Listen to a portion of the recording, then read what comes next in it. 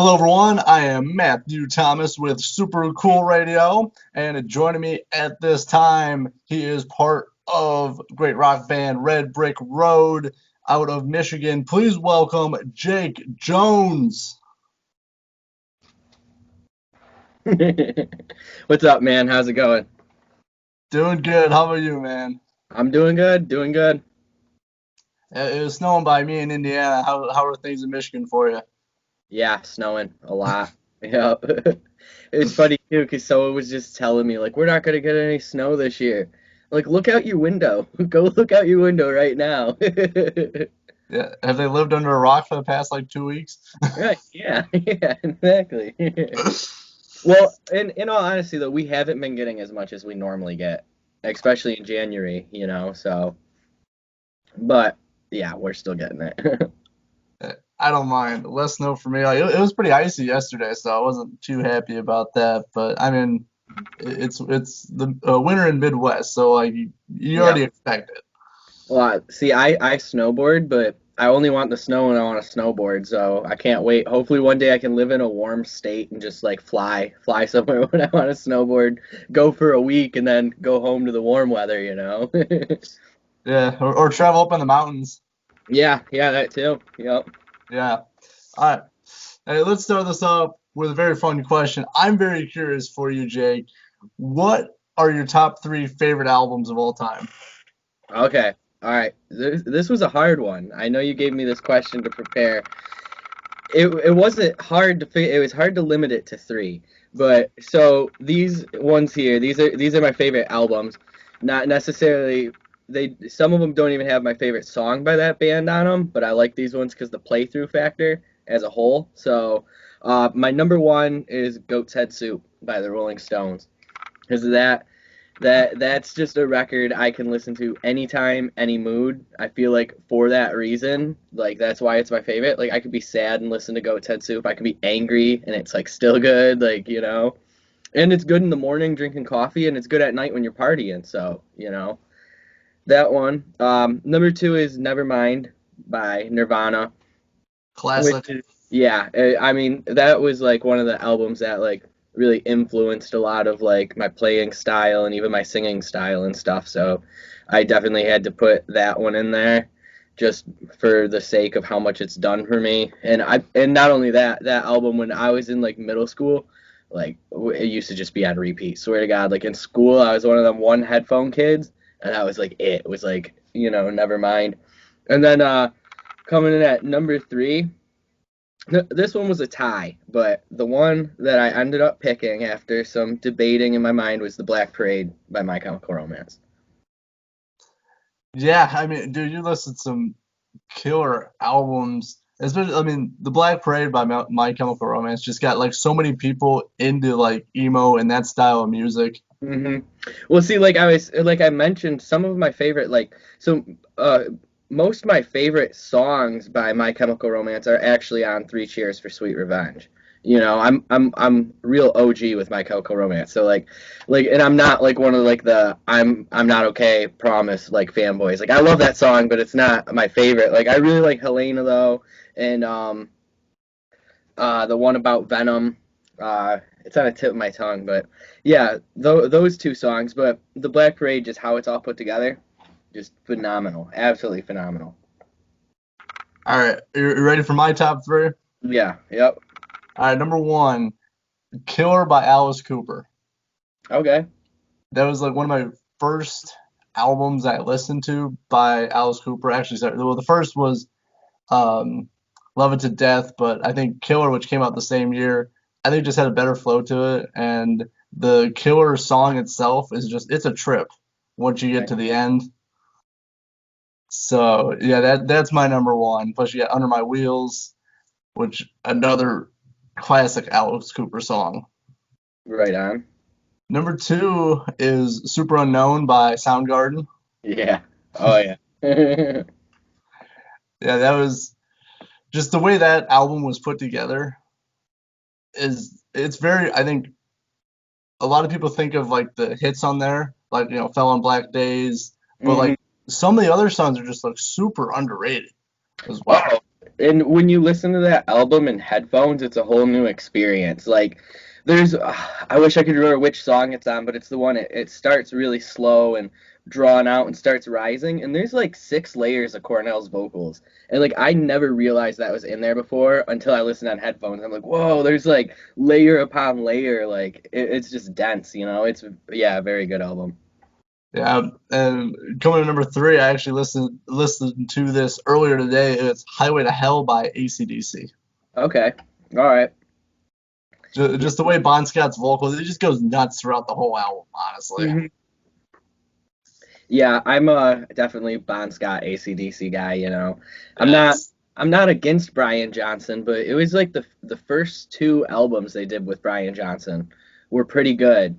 And then there was a lot of it that I didn't much care for. And then the one that came out in like 91, I think it might have been Razor's Edge or something like that. Or, Yes. and like then they like did good again. That that one had like TNT and stuff.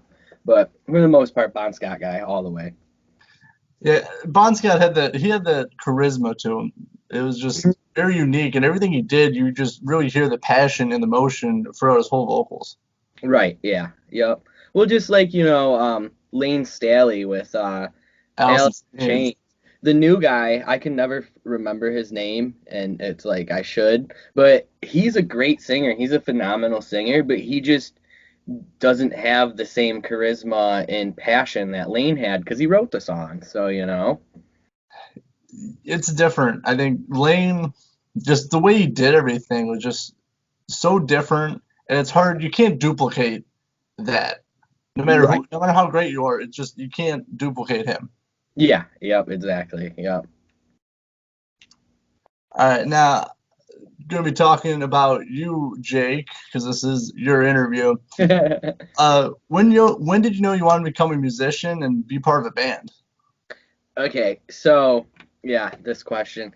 I don't think I ever really knew. I've been playing since I was so young that it kind of just happened before it was even really like processed, you know what I mean? Like it wasn't really like thought out too much. It was more just kind of happening. But so when I was in fourth grade, third grade, so somewhere around 9, 10 years old, my dad took me to a Boston concert at we have a venue over here called Freedom Hill. It's like a 7,500 cap venue or maybe 10,000 people.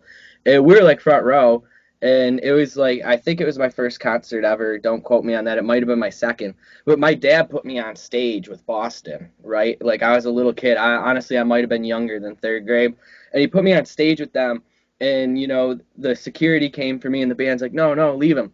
So like I was like standing there air guitaring along to like one of like Boston's tracks, and like I'm just staring out at like 10,000 people. So like right there I'd say was probably like the most like the day in my head when I said like I need to do whatever it takes to get right back here, but like with my own band, like and my own crowd, but it definitely was like a really inspiring moment. Just all these screaming fans and stuff, like 10,000 people just roaring stadium. So, yeah, I'd say that was probably the day I knew this is what I was gonna do.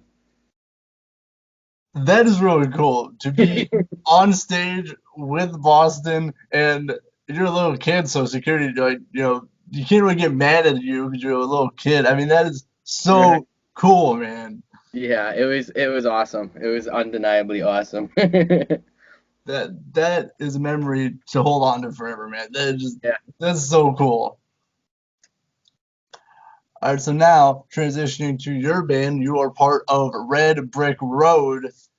How Yep. did that band come together, and how was the name chosen? Okay, so me and drummer boy, we're brothers. We've been playing together for like 20 some years because we're brothers. We've been playing since we were kids. And even when we weren't technically in like I guess you could call it like a titled band, like with a name and stuff, we were always still just playing together. He went off to college for a couple years, and then he came home, and like we just started jamming again. Didn't really know, like I knew I wanted to start a band. One of my old bands had just ended, and I was doing some solo stuff, but I knew I wanted to start a band, and he wasn't, like so much like hot on the idea at the time, but we just like more like started playing, and we're like, yeah, this is good, this is good, this is cool. So then his good friend Kenny introduced us to this guy named Chris, who's our guitarist. He's like, "You guys got to meet Chris. You got to meet Chris." And we all like kind of like put it off just because like I don't know, just being like younger people with other things going on in the music, like for whatever reason we like both just like kind of like kept putting it off, me and Chris, and then like eventually we just got together and like same thing with him, like we just like me and Tate were Red Brick Road, but like he'd just come around and like jam and hang.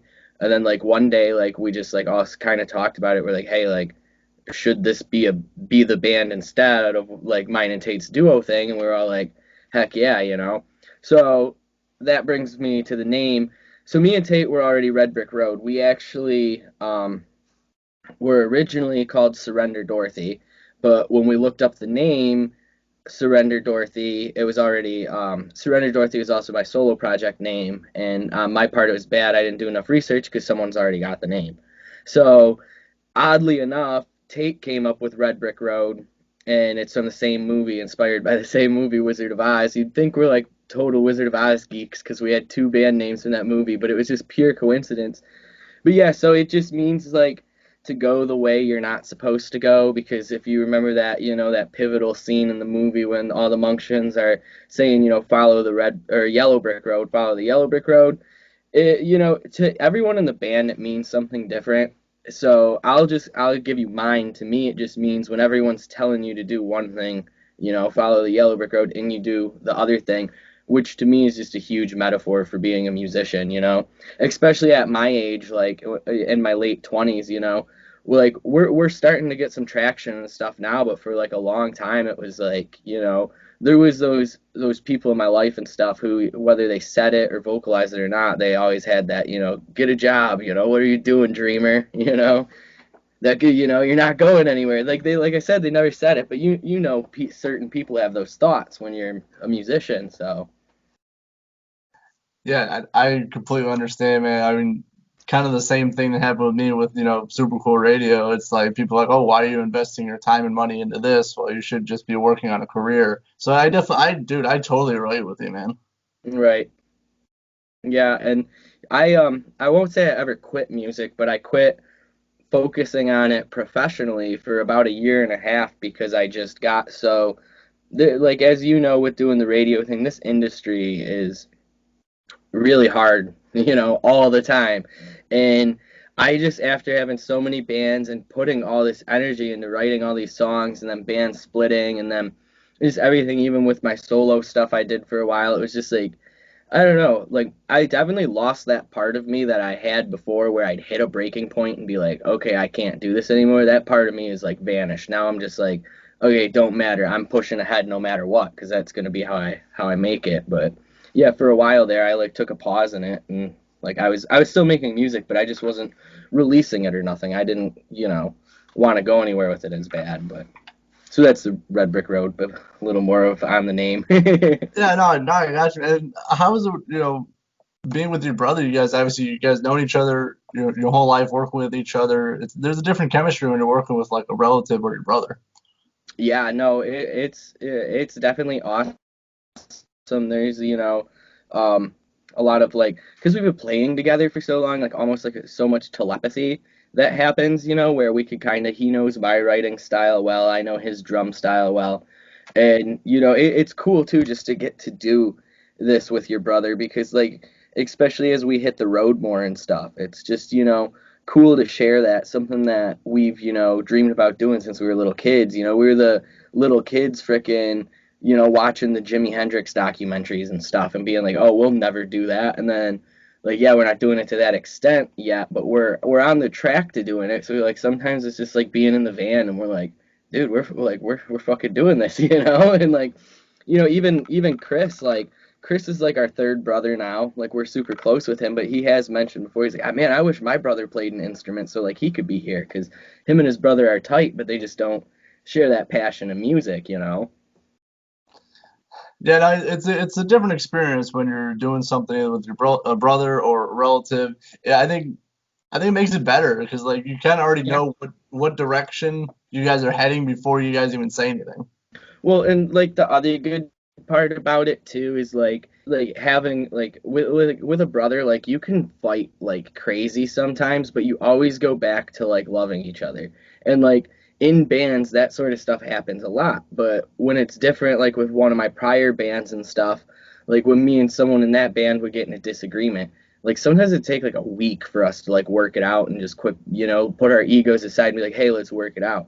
Like with my brother, like we'll like sometimes argue at like practice and like we're fine like 20 minutes later because we're brothers, Sometimes we argue about what we're having for breakfast and so and we don't argue like at all. We're actually both, pretty calm, as teenagers we did, but now we're both more calm. But I'm just saying when it does happen, it's just like you just always give that leeway. So Yeah, yeah, especially with relatives and brother, I think it's easier to reconcile with each other because I mean you guys are family.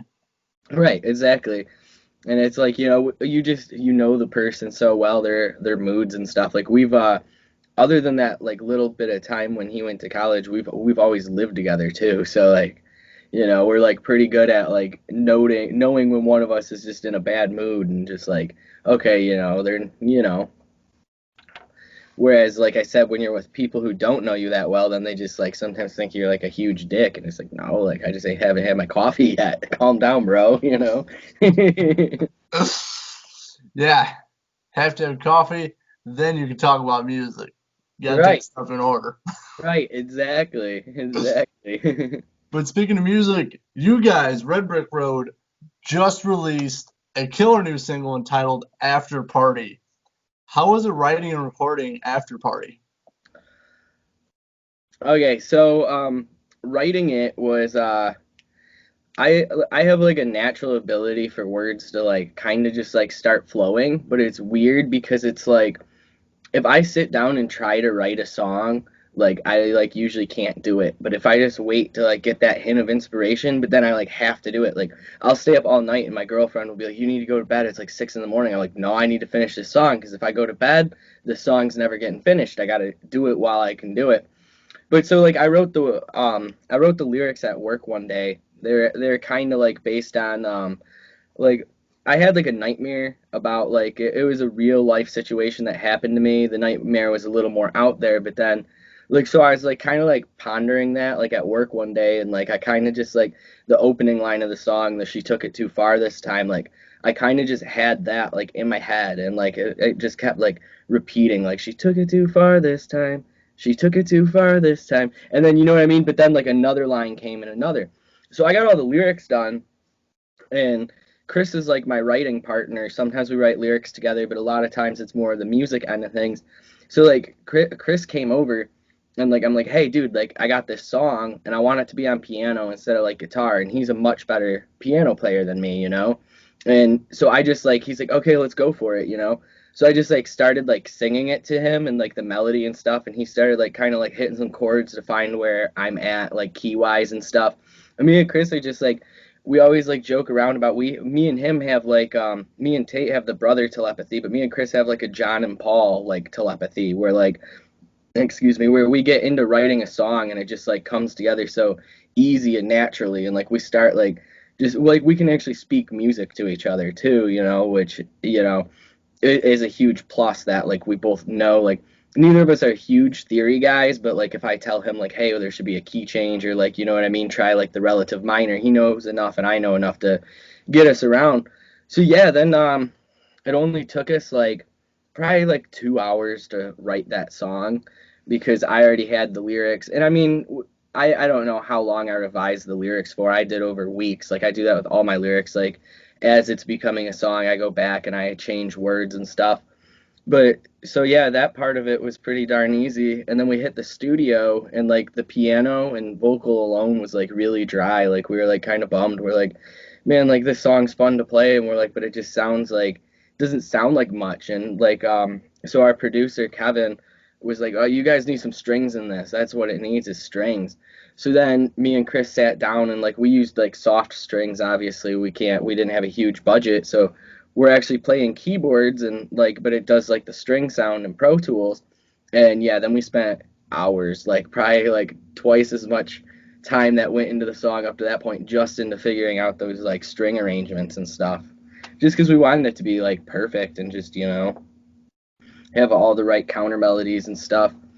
So that yeah, then you did ask about the recording process. So we recorded it at the Sound Shop Studios in Macomb. It's actually like 10 minutes from my house, which is awesome because like I can like literally like wake up and like when we have studio time booked, like wake up and like be there, like because I'm not good at getting up for things sometimes. But you actually mentioned Kevin, Phil, and Aaron.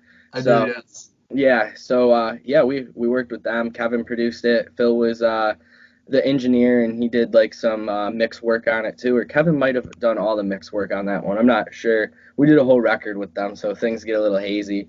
And then yeah, Erin helped with the vocal production, and yeah, she sings on that song actually too. She does the accompaniment vocal on the chorus, but it's blended in, so it just kind of makes it sound full. But yeah, her and Chris both sing harmonies on that song. Yeah, you work with some quality musicians. I do know them personally, and they put quality music. Anything they do, it's always quality and to their best ability. Yeah, oh yeah, I absolutely love working with them, and we just we like I mentioned to you through text or whatever, we did our first single with them, Bobby Joe, and when we first did that single, the band was only together 2 months, so like we weren't even like really feeling it like amongst ourselves a lot yet, like you know what I mean, like the chemistry wasn't all there, but we did that song like after like 2 or 3 months of being a band, and it went so well as a band. We were like, okay, yeah, this is like what we're doing, like we are going to be this band. And then it also went so well with them, we're like, okay, let's do an EP. And then we started doing an EP, and we just like me and Chris and Tate were writing so fast, we're like, no, we're doing an album, like because like before we got the EP done, we had 5 more songs, and we're like, no, we're just doing an album. And like even right now, like our next album is like written, like done, like, but we're just like right now, it kind of sucks for us because like we want to get that one out there, and right now we haven't even released this album, and we're like, oh man, like, so You gotta pace yourself a little bit. yeah, yeah, right, right. That's what we're trying to do. Well, it's really cool just how that snowballed from a single to an EP to what, let's just make an album. I mean, that it's cool, man. It's also that you're able to pump out and write and record music like that. Yeah, yeah, and like I said too, having the right people on your team, like how we met, Kevin, Phil, and Aaron, and it just like worked out great with them. Like the chemistry was just good, and like we just all like felt like right in the studio. I mean, I can't speak for them as much as like my band, but I know like the band, we felt really good, and I think they did too. It seemed like we were all comfortable and stuff. And like Kevin was like the perfect guy for us for this record too, because like he could be like a real hard ass, but like in a good way. Like we love him for it, but like sometimes like he'll be like he'll just tell us straight up like no, that wasn't fucking good. It's like okay, that's what we need, and that's what we especially needed like on this album. And it was like the best. Like sometimes he'd make like some crappy comments towards us, and like me and Chris would be in the car going home because we'd always be there later than Tate because he'd knock out the drums and leave. I'd be like Chris would be like, dude, that was so cool of Kevin to say that because like now listen to it, sounds freaking awesome. So I guess what I'm saying is it's cool that we didn't just have some guy who's like press record and like, oh, yep, that's fine. Yep, we got the take. Now, Kevin he's a great producer, and I Mhm. know exactly what you mean. Like he pushes the bands, but it's just to better themselves. Oh yeah, yeah, absolutely. Absolutely. I definitely bettered myself from like a lot of like him telling me, even when we like first were doing Bobby Joe, he was like, "Man, are you guys sure you're ready for this?" And we're like, "Dude, we've only been a band 2 months. We just wrote this song like a week ago, but yeah, we think we're ready for it." And so now there's a little more preparation, so when we go in there, like I don't want to hear that again, Nah, yeah, dude, I got you. Now, the latest single, After Party, what can people expect, musically and the emotions and lyric content? Because I know we talked about this a little bit Right. before. Yeah. Yep. Okay. So for the people who've heard us, I'll speak to them first. They can expect something like completely different than like they would ever think we'd be doing. Like, you know, I'm sure by this point they've heard like it's like strings, piano, a lot of like vocal stuff going on. So like something completely different than anything we've ever done before. But the track itself is like very experimental. It has like a huge level of dissonance to it. And like to me it's kind of like almost like our Bowie track. Like, you know, like it reminds me of Bowie in a way. Not so much like how it's put together, but just like the way like Bowie would do like off the wall stuff that like you wouldn't like see coming. And we actually like going into it like had like a little bit of like fear about putting it out like as the second single because it's so different from Bobby Joe, and Bobby Joe is the song that like most our fans or all our fans know and love, and that's like the one people are always like, man, that song rocks. So then like we're like second, we're like giving them this like this song that's so left field. So it turned out good, you know. We've talked to a lot of our fans about it and stuff, but we did like a Instagram live like the other day, and like that was like the big thing that we got. You know, and some people straight up told us they're like, "Yeah, this one's not my cup of tea. I'm just more into the rock stuff." And we're like, "What? That's cool, but you know, at least like you checked it out." And like we knew not everyone's gonna just jump on board with it, you know, especially when they're a fan of like a guitar heavy rock band, you know. So, but yeah, the song too is like really like deep, like not just like lyrics wise, but like also just like deep melody wise. Like there's a lot more going on than like you get like on first listen. But like if you listen to it once and then like you go back and like you listen to it again and like really like listen on the bridge and the chorus, like all the different like stuff that's going on. It's like, man, these guys like put some thought into this, you know. And I'm not trying to self brag too much, but I'm just saying we did. So Hey, you um can brag all you want, man. It's your interview. yeah, yeah, it is. Okay.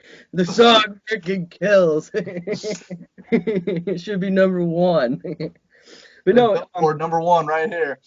the other thing about it too was we didn't like so much like try to like do a pop song, but it definitely falls into that category a bit. So I think that covers it.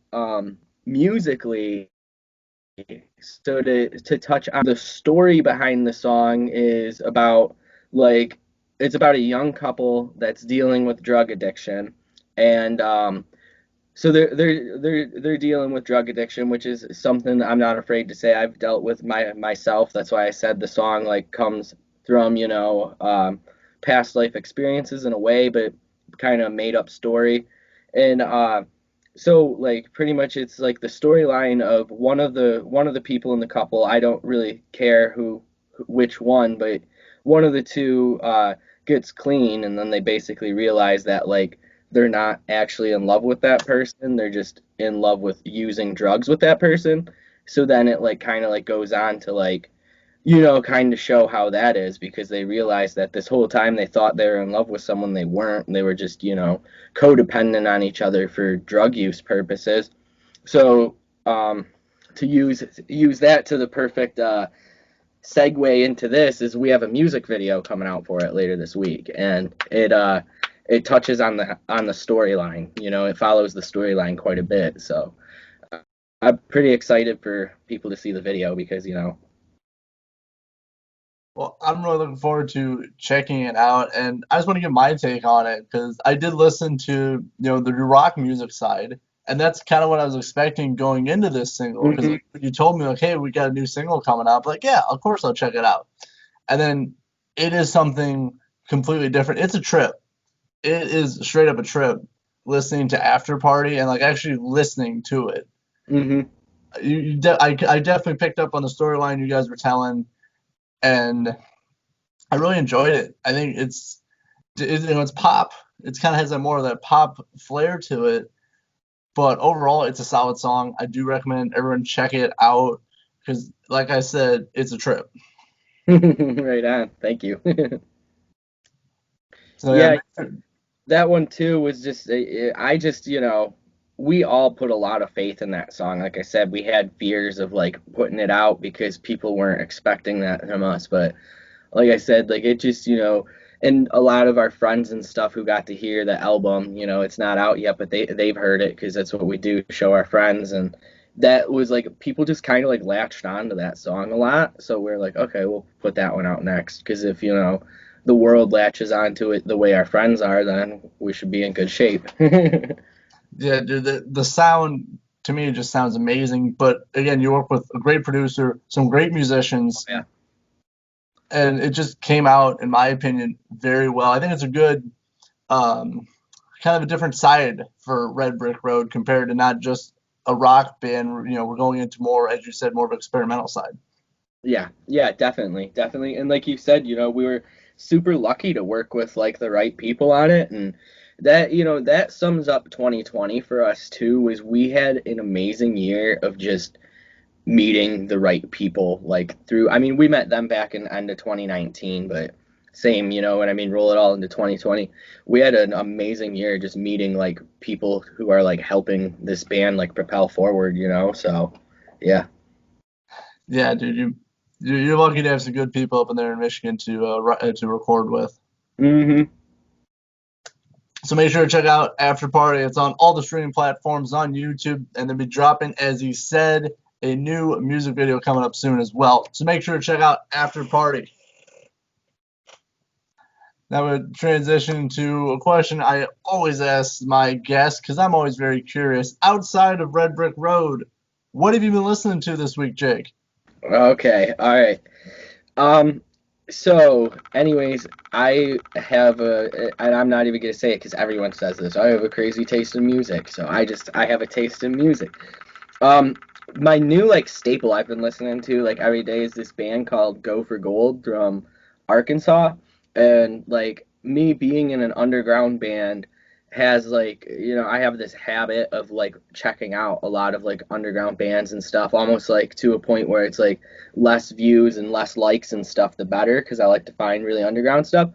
I'm gonna be 100% like honest too, is I don't like most of the underground bands. I find a lot of them aren't that good. Like I'm just being honest. There is a lot of crappy bands out there. But, that being said, I find a lot of good ones too.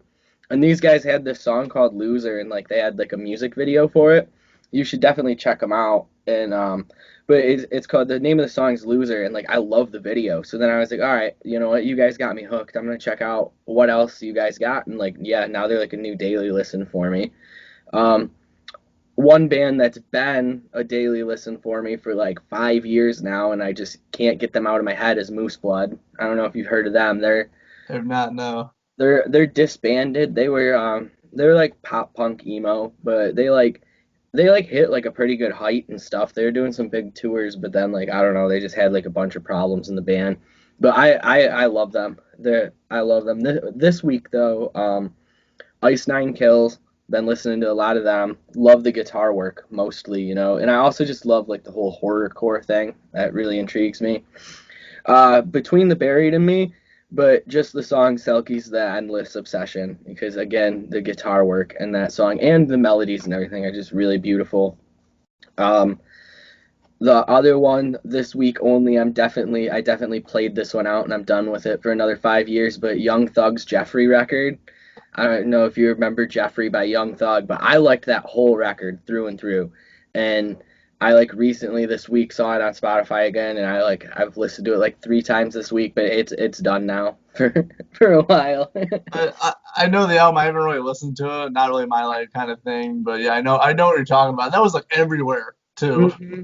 Yeah, I think it's a really good record. I really like how it was all put together.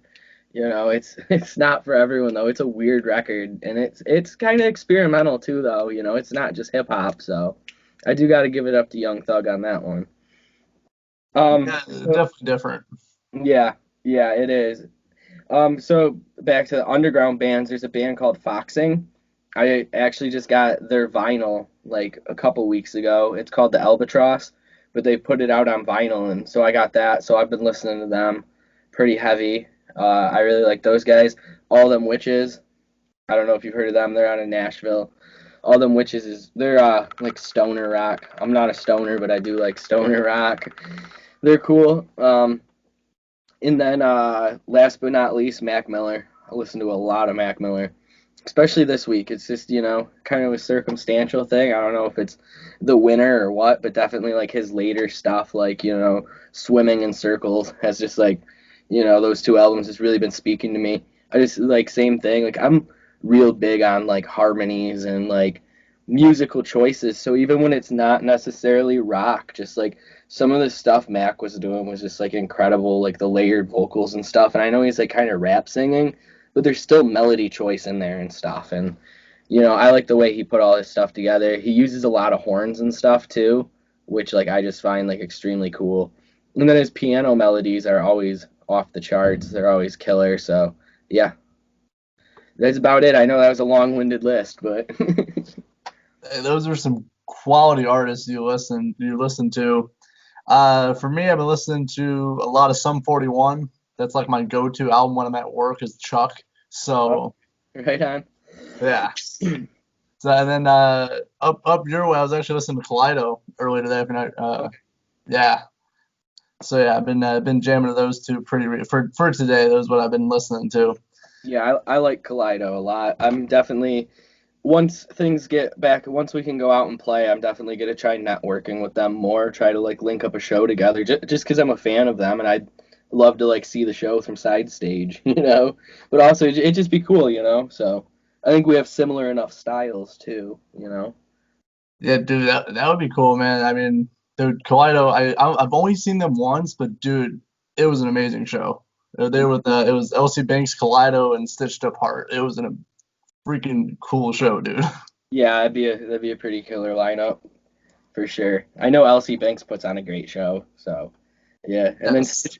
Stitched Up Heart, I've never seen them. I'm not a huge fan of them, but I do know that they could probably bring it. They could probably bring it to the table pretty good. Yeah, dude, it was one of my favorite shows I've been to. That was in Battle Creek, Michigan, at the Music Factory. So yeah, Oh, always a cool show. right on.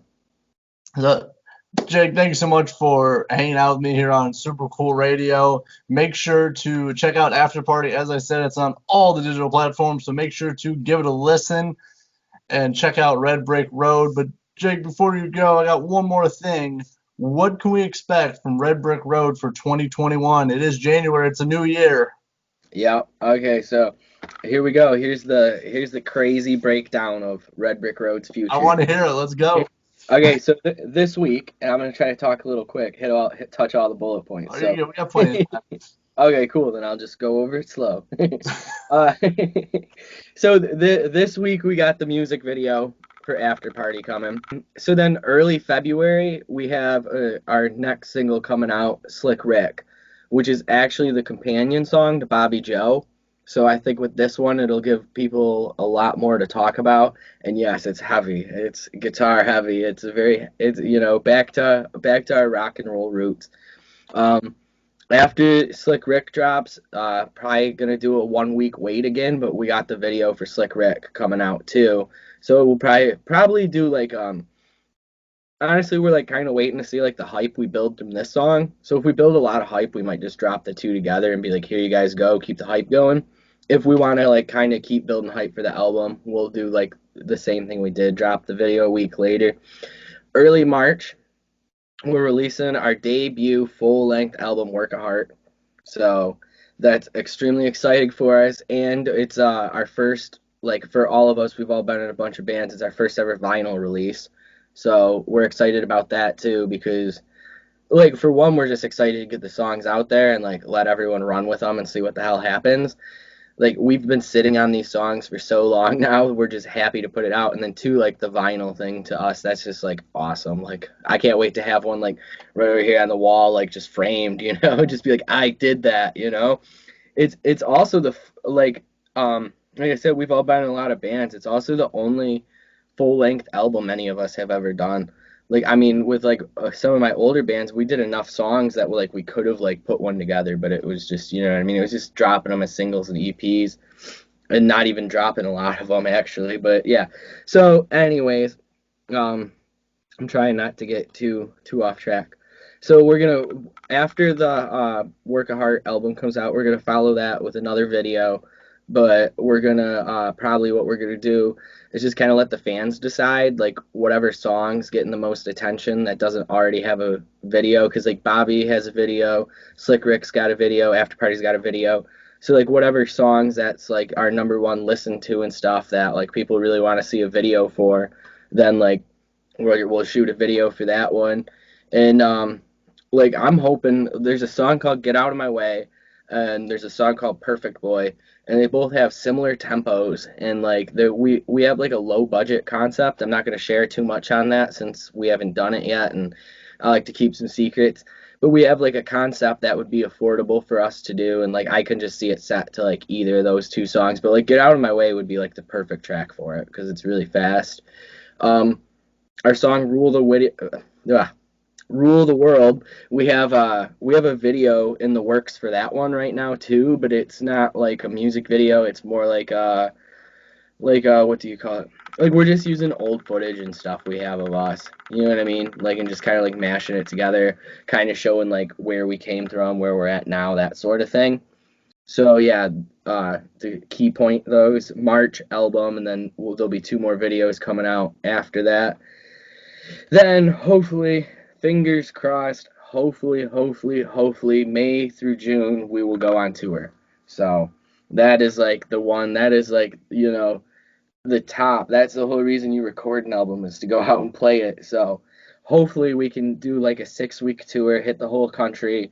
We're super stoked about doing that, but at the same time, like we know there is like right now is probably like 50-50 chance of whether or not it's going to happen because of the COVID stuff. So hopefully everyone hurries up, gets the vaccine, whatever, or we just find ways to open things safely. I don't care which way it happens.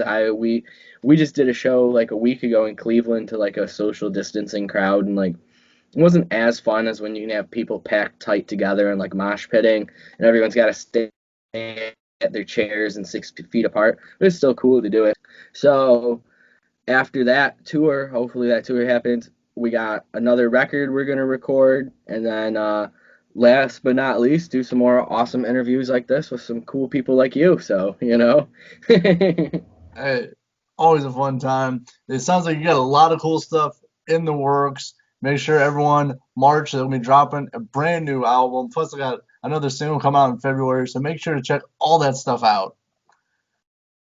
Yeah, hit the subscribe button and the like button. This way you can keep up. People like have like started like asking me like why, because like I used to send things out a lot, and then they're like, oh, you got a new song, why didn't you send it to me? It's like because I'm just like the stuff I'm already trying to keep up with, like you gotta follow us to get it, because Yeah, so I yeah. feel you. So it sounds like you got a lot of cool stuff. Make sure to follow, subscribe, check out Red Brick Road, and make sure to listen to After Party.